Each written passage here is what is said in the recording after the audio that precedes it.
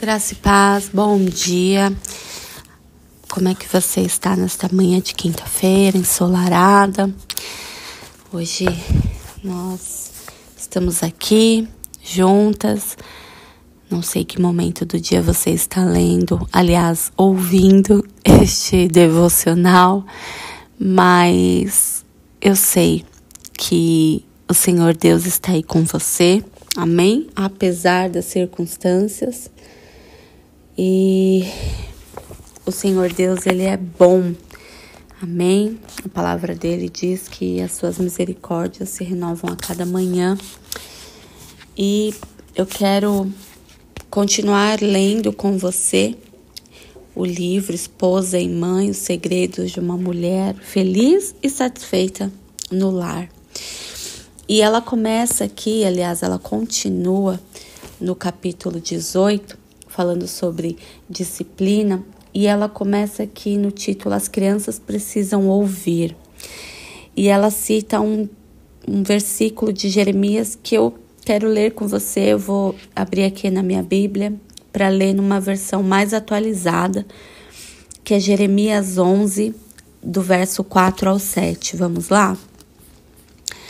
Esta é a mesma aliança que fiz com os antepassados deles, quando os tirei do Egito, a terra que era para eles como uma fornalha acesa. Eu disse a eles o seguinte: se me obedecerem e fizerem tudo o que eu mandar, vocês serão o meu povo e eu serei o Deus de vocês. Assim, cumprirei a promessa que fiz aos seus antepassados, a promessa de lhes dar a terra boa e rica, que agora é de vocês. E eu disse: é verdade, ó Senhor. Então, Deus continuou: vá até a cidade de Judá e pelas ruas de Jerusalém e anuncie ali esta mensagem. Diga aos israelitas que escutem as palavras da aliança e que as cumpram. Quando eu tirei os antepassados deles do Egito, eu os avisei solenemente que obedecessem as minhas palavras e tenho continuado a avisar o povo até hoje. Até aqui. Então, quantas vezes, né, ela fala aqui que o versículo começa: ouve as minhas palavras, né? E isso muitas vezes é a primeira coisa que nós queremos que os nossos filhos façam, que eles ouçam a nossa voz e que eles cumpram, né, com o nosso pedido, nosso desejo. E o versículo que nós lemos, ele fala sobre ouvir novamente a voz. E queremos que os nossos filhos ouçam as nossas palavras e façam aquilo que eles ouvem. Façam uso dessas pequenas insinuações de Deus, a fim de ajudar os seus filhos a compreenderem o que você quer deles. Um gesto bonito e interessante é tomar o rosto deles nas mãos e dizer: ouça o que eu estou dizendo e depois faça o que eu digo. Você vai ficar admirada e ao ver como seus filhos serão muito mais obedientes quando compreenderem realmente o que você está dizendo a eles. As crianças andam pela casa com seus aparelhos de surdez, entre aspas, desligados a maior parte do tempo. Elas nem sequer a ouvem, quanto menos ouvem, mais zangada você fica. Você pensa que eles estão desobedecendo de propósito, mas não estão. Só não estão te ouvindo. Se você agir da maneira como Deus lhe diz para fazer, você vai assegurar a obediência e não ficará presa ao dilema: devo ou não castigá-los? Se você falou cuidadosamente a essa criança e ela não obedeceu, então não há dúvidas, trata-se de desobediência direta e a vara precisa ser usada. E antes de entrar aqui nessa questão de desobediência, eu vou parar para fazer um parênteses, porque baseada nesse versículo, aliás, que nós lemos aqui em Jeremias 11, quando ela fala sobre trazer para os filhos, isso deles ouvirem. Mas eu quero fazer um parênteses referente ao que o texto está falando literalmente, né? De contarmos aos nossos filhos os feitos do Senhor, né? Da onde Ele nos tirou, contar a nossa história e como isso é importante, cada vez mais importante, porque é a nossa história e nela a gente vê a mão poderosa do Senhor. Então os nossos filhos precisam saber quem a gente era, né? Que se não fosse Deus chegar e mudar a nossa história, talvez hoje muitas coisas seriam diferentes. Então, quando o Senhor fala isso, não é para que a gente tenha vergonha, pelo contrário, é para que a beleza, né, da glória dele seja revelada aos nossos filhos, para que eles percebam que talvez aquela mãe que eles olhem, né, que aos olhinhos deles parece ser tão perfeita, mas que na verdade a gente só é hoje o que nós somos pela misericórdia e pelo amor do Senhor. Então, conte a sua história aos seus filhos. Amém? Vamos continuar. A desobediência direta exige vara, sempre. Não importa qual seja a situação, se a criança desobedecer propositadamente, a vara precisa ser aplicada. Mas queremos educar e guiar os nossos filhos e não puni-los. Os nossos filhos frequentemente nos desobedecem por não terem ouvido as nossas palavras. Este método de tomar o rosto deles nas mãos pode ser usado desde pequenininhos até a adolescência. Eu me lembro de uma mãe cujo filho de 17 anos a desobedeceu. E ela me disse que começou a compreender que ele agia assim porque não a ouvia. Ela tomou o rosto dele entre as mãos certa noite e ele achou engraçado. Porém, ela começou a falar nestes termos: agora eu quero que você faça isso, isso, isso. E ele começou a olhá-la com um misto de surpresa e sarcasmo, respondendo: tá bem, mãe. Mas a coisa mais surpreendente, concluiu ela, foi que ele fez o que eu mandei. Pela primeira vez na vida, o filho a ouviu realmente. Outra senhora me contou em uma das aulas que eu estava começando a compreender que sua filhinha de 3 anos não obedecia porque não a ouvia. Quando ela voltou naquela tarde para casa, tentou a experiência de que tínhamos falado. Tomou o rosto da sua filha nas mãos e disse: Maria, quero que leve o cesto de lixo do seu quarto para o quintal.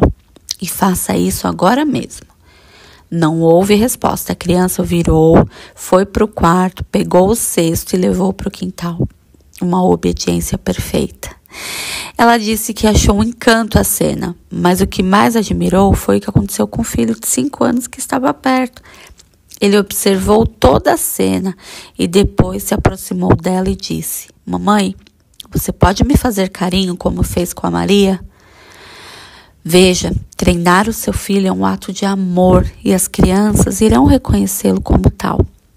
Minha mãe me ama o bastante para tomar tempo comigo, a fim de assegurar-se de que eu compreendo o que ela diz. Eu gosto de fazer coisas para minha mãe porque ela me ama muito. É também importante que a criança compreenda o que você está dizendo para fazer. Uma criança pequena precisa passar por várias experiências até que ela saiba o que significa pegar um cesto de lixo e esvaziá-lo. Então, você precisa ensinar.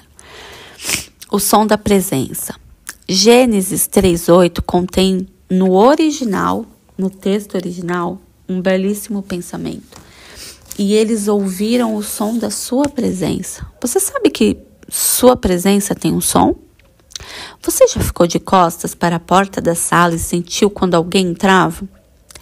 Existe um som na sua presença e muitas vezes é possível treinar a criança a ser obediente à sua presença com um tom de voz macio. Sabe por que os seus filhos não obedecem até que você grite com eles? É porque foi assim que você os educou. Você os ensinou que não os fará prestar atenção até que grite. E quando finalmente grita, isso quer dizer faça. Eu tenho uma amiga que levou esta ideia muito a sério. Algumas vezes, quando a gente a visitava, ela se levantava e ia até a porta dos fundos. Ela não dizia nada, mas as crianças voltavam-se para o olhar dela. O som da presença era tão forte que elas sabiam que a mãe estava ali. Certo dia observamos o que aconteceu com um dos seus filhos pequenos, que recebeu ordens de não subir a escada que dava para a casa de bonecas no quintal. Tenho a certeza de que, ao desobedecer, ele estava pensando: mamãe está com os olhos, está com visitas, nem vai perceber. Quando a minha amiga viu o que estava acontecendo, foi até a porta da cozinha, ficou olhando em silêncio para ele. De repente, ele se virou, sentiu o som da sua presença.